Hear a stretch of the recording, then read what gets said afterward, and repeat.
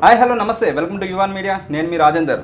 మన యజ్ఞాలు యాగాలు అంటే మనం పద్ధతిగా స్నానం చేసి బట్టలతోని మనం ఒక పద్ధతిగా యాగాలు చేస్తాం. కాకపోతే వేణుస్వామి గారు మందుతోని బిందుతోని అంటే మటన్తోని కూడా యాగాలు చేశాడు.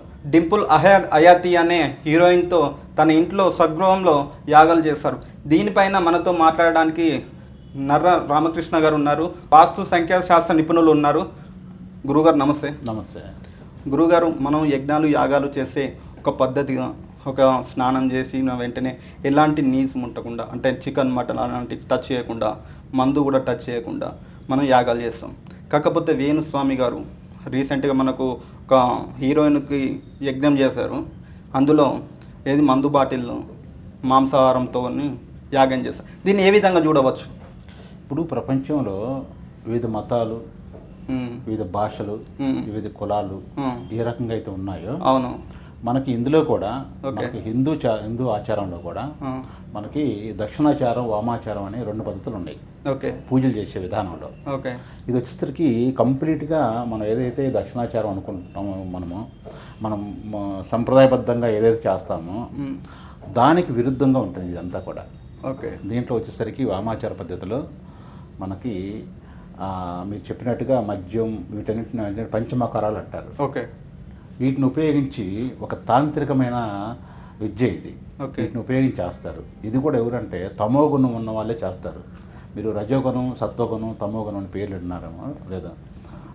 దాంట్లో తమోగుణం ఉన్న వాళ్ళే దీన్ని చేయగలుగుతారు. ఓకే, ఈ పూజ వల్ల ఏమవుతుందంటే మనకి శీఘ్రమైన ఫలితాలు రావడానికి ఎక్కువ అవకాశాలు ఉంటాయి. ఓకే, పంచమకారాలు అంటే మనకు వచ్చేసరికి మందు, పోతే మాంసం, మత్స్యం, ముద్ర, మైథునం అని చెప్పేసి, మైథునం అంటే సంభోగం అనమాట.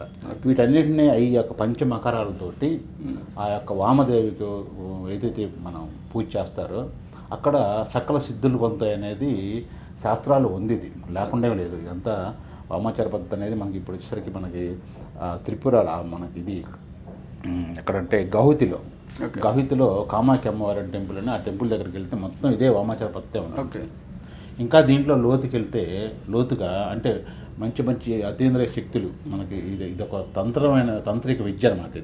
ఈ శక్తులు శీఘ్రంగా పొందాలంటే, బాగా ఫాస్ట్గా రావాలంటే మనకి ఆ మందు తాగి మద్యం తిని ఒక కన్య స్త్రీని అక్కడ వామాదేవి విగ్రహం ముందు సంభోగం చేస్తే సకల సిద్ధులు చాలా ఫాస్ట్గా వస్తాయనేది ఇక్కడ ఒక నమ్మకం, ఆచారం. ఇది అంటే వేణుస్వామి గారు చేసింది ఎలాంటి తప్పు లేదంటారా?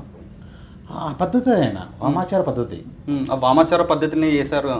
వామాచార పద్ధతిలోనే ఇప్పుడు ఆయన ఆ పద్ధతిని ఎంచుకున్నాడు ఆయన. ఓకే, ఎందుకంటే చాలామందికి ఇప్పుడు రాజకీయ నాయకులకు కానీ సినిమా వాళ్ళకి కానీ చెప్పాం కదా, మనకి చాలా ఫాస్ట్గా రిజల్ట్ వస్తుంది అది. అవును, ఇప్పుడు మనకి సెల్ ఫోన్ తీసుకుంటే మనకి 2Gలు 3Gలు ఉన్నప్పుడు ఎలా ఉంది, ఒక వీడియో బఫర్ కావాలంటే చాలాసేపు పడుతుంది. అవును, ఇప్పుడు 5G వచ్చింది, ఫాస్ట్గా అవుతుంది. అది కూడా మనకు వైఫై ఉంటే ఎలా ఉంటుంది చెప్పండి? అవును, వైఫై అంటే ఇంకా ఫాస్ట్గా బఫర్ అవుతూ ఉంటుంది. అసలు ఏం చేయాల్సిన పని లేదు. అలా పెట్టామంటే అది వీడియో రన్ అవుతూ ఉంటుంటుంది. అవును, అదే మీరు బయటికి వెళ్ళి చేస్తే అది వీడియో ఆగిపోతూ ఉంటుంటుంది. ఎంత జీబీ వాడుకున్నా కానీ ఇందులో మీకు మీ ఇష్టం, మీ దమ్ము అట్లా అన్నమాట. దీనికి దానికి పోలిక నేను చెప్తున్నాను, అర్థమయ్యేటట్టుగా అంత ఫాస్ట్గా రిజల్ట్ వస్తుంది ఇది. కానీ ఇక్కడ ఏమవుతుందంటే మనకి ఈ వేదాలకు సంబంధించిన గ్రంథాలు కానీ, ఆ యొక్క ప్రామాణికత ఉన్న గ్రంథాలు కానీ దీన్ని ఒప్పుకోవట్లేదు. ఎందుకంటే వీళ్ళకి వచ్చేసరికి ఈ యొక్క శీఘ్రమైన ఫలితాలు అంటే మామూలుగా వచ్చేసరికి తపస్సు చేసుకొని ఎన్నో ధ్యానాలు చేసుకొని కొన్ని సంవత్సరాలు ఈ యొక్క కుండలిని శక్తిని వృద్ధి చేసుకొని ఆ యొక్క ఈ చక్రాలని క్లీన్ చేసుకొని సహస్రాలను వెళ్ళటానికి చాలా టైం పడుతుంది ఆ శక్తులు పొందటానికి. కానీ ఇదేంటంటే ఒక రకంగా లిఫ్ట్ లాంటిది అనమాట. లిఫ్ట్లో వెళ్ళిపోతే ఎట్లా ఉంటుంది చెప్పండి? మామూలు మెట్లు ఎక్కితే ఎలా ఉంటుంది? ఇక్కడ నుంచి మీరు ఒక బెంగళూరు వెళ్ళాలి. బెంగళూరు వెళ్ళాలంటే మీరు బండి మీద వెళ్ళేదానికి, బస్సుకి వెళ్ళేదానికి, ఫ్లైట్కి వెళ్ళేదానికి చాలా డిఫరెంట్. ఇది ఫ్లైట్లో వెళ్ళేదంటది అనమాట. అందుకని ఇది పంచ పద్ధతి కాదు. అంటే ఫ్లైట్ వెళ్ళటం మంచిదే, మన ఫాస్ట్గా ఉండడానికి. అందరికి సరిపోదు అది, అందరూ వెళ్ళలేరు, అందరూ డబ్బులు పెట్టి చేయలేరు కదా. ఇది కూడా చాలా కాస్ట్తో కూడుకున్నది ఓకే. ఈ వామాచార పద్ధతిలో కూడా. ఇప్పుడు వాళ్ళు ఎన్నుకునేది ఎవరు, వేణుస్వామి కాదు ఎవరైనా సరే, ఈ పూజలు చేసేదంతా కూడా చాలా ఖర్చుతో కూడుకుంది. దాదాపు 7 లక్షలు 8 లక్షలు 10 లక్షల దాకా అవుతుంటుంది. ఓకే. ఇది మామూలుగా చేయలేరు కదా. ఓకే. అది అట్లా అనమాట. దీనికి ఈ పద్ధతి అది చేసేదంతా కూడా సినిమా యాక్టర్లు, రాజకీయ నాయకులు, పెద్ద పెద్ద బిజినెస్ ఉన్న వాళ్ళు. ప్లస్ ఇంకోటి ఏంటంటే దీంట్లో మనం ఇందాక చెప్పుకున్నాం, తమో గుణం ఉన్న వాళ్ళే చేస్తారని చెప్పేసి. ఒక మనిషిని శత్రువులు ఉన్నా కానీ శత్రువును నాశనం చేయడానికి కానీ, వీళ్ళ యొక్క వాక్కు ఫలించడానికి కానీ, వీళ్ళకి విపరీతమైన పేరు ప్రతిష్టలు రావడానికి కానీ, అంటే పేరు ప్రతిష్టలు ఈ యాగం చేస్తే వస్తాయంటారా? వస్తుంది, దాంట్లో ఉంది, నిజంగా ఉంది. కాకపోతే దాన్ని అది చేయటం కూడా అందరూ ఎవరు పడితే వాడు చేయలేరు, చేయకూడదు కూడా. దాన్ని చాలా ప్రమాదకరం. ఓకే. ఉంది. ఎందుకు వేణుస్వామి గారు ఎందుకు ఒక్కరే చేస్తున్నారు, మరి మిగతా స్వాములు ఎందుకు లేదు? ఉన్నారు, దాన్ని ఎంచుకునే వాళ్ళు ఉన్నారు. కాకపోతే ఆయనకి బాగా పేరు వచ్చింది, ఆయన జాతక ఫలంగా రావటం కానీ, లేదా ఆయన ఎంచుకున్న మార్గం కానీ, ఆ రూపంలో ఆ రూట్లో ఎంచుకున్నారు. ఆయన బాగానే సక్సెస్ అయ్యాడు అందులో. అయితే విద్య అయితే ఉంది, విద్య లేకుండా చేసేదే. అంటే మనం హిందూ సాంప్రదాయం ప్రకారం అయితే ఇలాంటి చాలా యజ్ఞాలకైతే చాలా దూరంగా ఉంటాం. అవును, మామూలు చేస్తారండి. ఇప్పుడు మనకి మీరు అక్కడ దాకా ఎందుకు, ఇప్పుడు కొన్ని అమ్మవాళ్ళకి మనం ఏదైనా మొక్కుకుంటే మనం ఒక మేకనో ఏదైనా తీసుకెళ్ళి బలి ఇస్తున్నామా? అవును, అక్కడ నైవేద్యం పెడుతున్నట్టేగా, పెడుతున్నాం అమ్మవారి ముందు.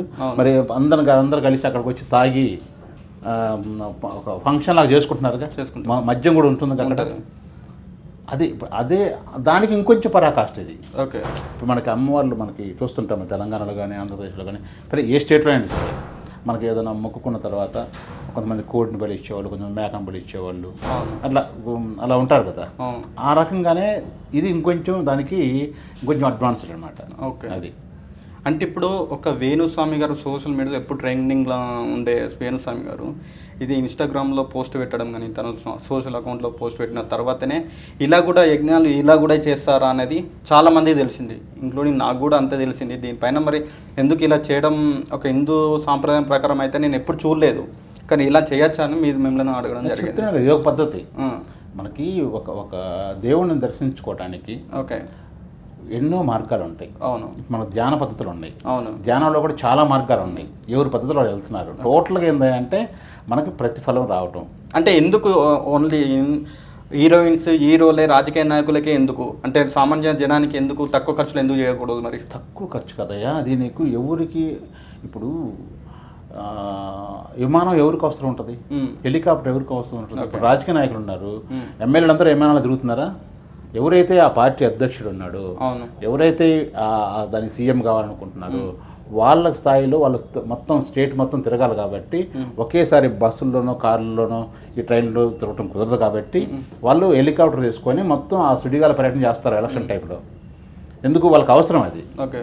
అదేవిధంగా సినిమా యాక్టర్లకు కూడా వాళ్ళకి పేరు ప్రతిష్టలు రావాలంటే 10 మందిలో ఆకర్షించాలి, 10 మందిలో వచ్చేసరికి అంటే జనం మొత్తం వాళ్ళని బాగా హైప్ రావాలంటే ఏదో ఒక శక్తి కావాలి. ఈ తంత్ర శక్తి ద్వారానే వీళ్ళు తంత్రం మంత్రం ఇవన్నీ కూడా ఈ యొక్క వామాచార పద్ధతిలో శీఘ్రంగా వచ్చిందని చెప్తున్నా కదా, నీకు ముందే చెప్పే కదా.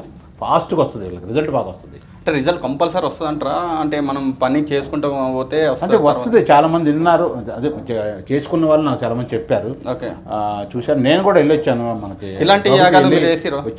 మీరు చేశారు? మేమే చేయలేదు, చెప్పా కదా ఇందాక.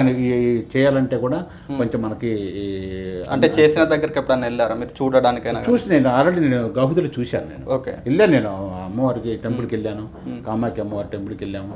చేయండి, మనం కూడా పూజల్లో పాల్గొన్నాము, కూర్చున్నాము, చేసాం. కానీ మనం అయితే చేసింది ఏం కాదు. అది అంటే ఇలా ఇది చేసి ఏమవుతుంది అంటే, ఇలాంటి యాగం చేస్తే ఆ పంతులకు ఏమవుతుంది అన్నట్టు?